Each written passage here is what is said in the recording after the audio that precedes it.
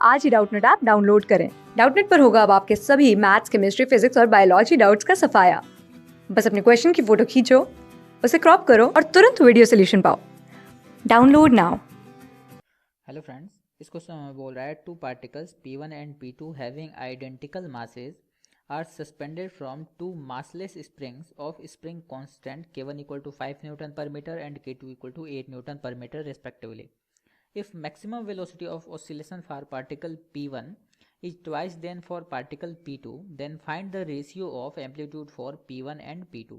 देखिएगा क्या बोल रहा है कि हमारे पास दो आइडेंटिकल मासेज हैं, दो अलग अलग स्प्रिंग से लटकाए गए हैं जिनका स्प्रिंग कांस्टेंट हमें दिया हुआ है. ठीक है, तो मान लेते हैं ये जो है ये फर्स्ट केस है. ठीक है, ये पहला स्प्रिंग है हमारा. ओके, और यहाँ से ये हमारा जो है पार्टिकल जो है P1 लटकाया गया है. ओके, और मास जो है इसका m है और स्प्रिंग कांस्टेंट K1 की वैल्यू है यहाँ पे 5 न्यूटन पर मीटर. ओके, ये जो है यहाँ पे हमारा दूसरा स्प्रिंग है.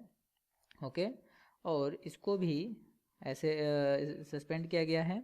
यहाँ पे भी जो मास है वो m ही है क्योंकि आइडेंटिकल मास है, पार्टिकल P2 है.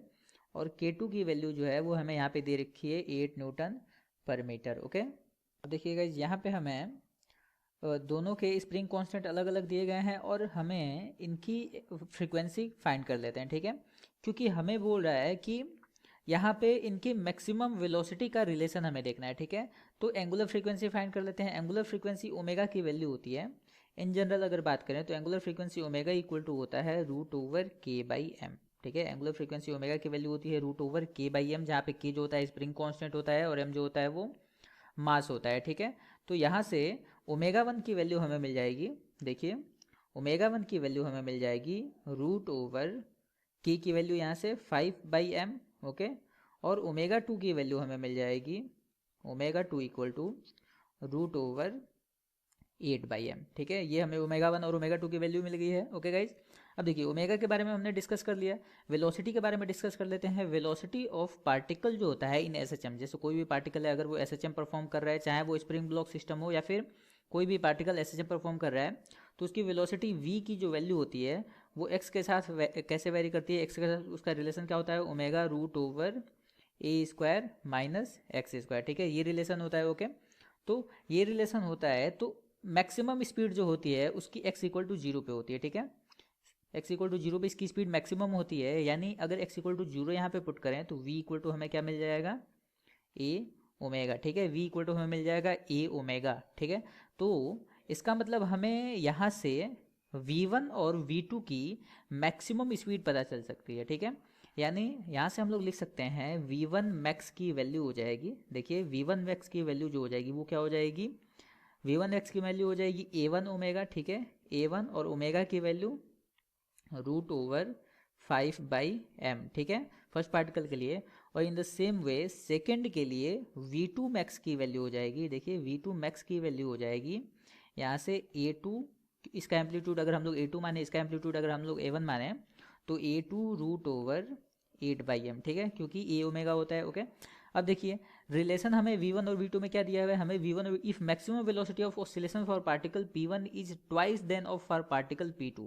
इसका मतलब P1 का जो मैक्सिमम स्पीड है वो P2 के मैक्सिमम स्पीड का डबल है. इसका मतलब V1 मैक्स की जो वैल्यू है वो 2 इंटू V2 मैक्स के बराबर है.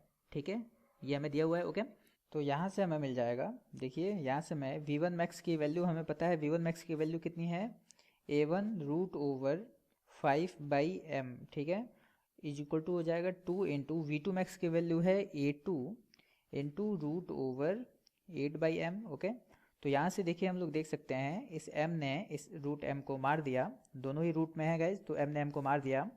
और यहाँ से हमें मिल जाएगा, यहाँ से हमें a1/a2 की वैल्यू मिल जाएगी. ठीक है, क्योंकि हमें पार्टिकल 1 और पार्टिकल 2 के एम्पलीट्यूड का रेशियो बताना है, तो a1/a2 का वैल्यू हमें यहाँ से मिल जाएगा. ये देखिए 8 को हम लोग क्या लिख सकते हैं, 2√2, 5 से हम लोग डिवाइड करें तो ये हो जाएगा 2 डिवाइडेड बाई, ये हो जाएगा.